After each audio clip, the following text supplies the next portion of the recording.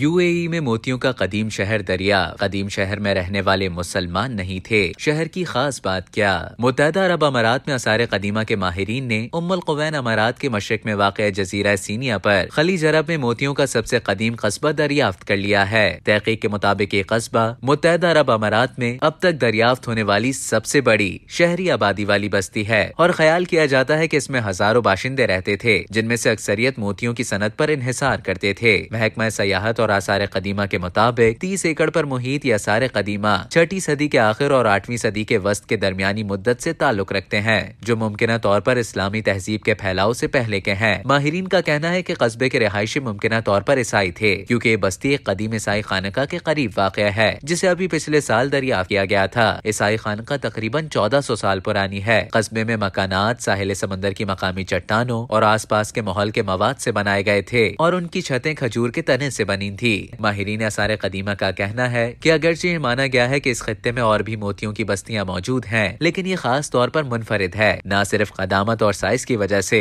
बल्कि इसलिए भी कि ये मोतियों की तलाश के लिए आरजी या मौसमी बस्ती नहीं थी, बल्कि ये शहर साल भर चलता रहता था। महकमा सयाहत के मुताबिक मोतियों की सनत, जिसमें समुद्रों और झीलों में पाई जाने वाली सीपियों से मोती बरामद करने वाले गोताखोर शामिल थे, 7000 साल से ज्यादा के अरसे से खित्ते के इस विरसे का हिस्सा है। माहिरीन के मुताबिक हम तारीखी हवालों से जानते हैं कि उस दौर में मोतियों की दीगर अहम मंडियां भी थीं, लेकिन ये वाज़ेह है कि नए दरियाफ्त होने वाले कस्बे के लिए मोती एक अहम सनत थी। लोगों की बड़ी तादाद इस सनत से वाबस्ता थी। 19वीं सदी में तकरीबन 2/3 मर्द मोती के सनत से वाबस्ता थे। उम्मुल कुवैन अमारात अब इस जगह को सयाहों के लिए खोलने का इरादा रखती है। अब तक के लिए इतना ही। मजीद इसी तरह की मालूमात हासिल करने के लिए डेली जंग के YouTube चैनल को सब्सक्राइब करें और फेसबुक के पेज को लाइक करना ना भूलें।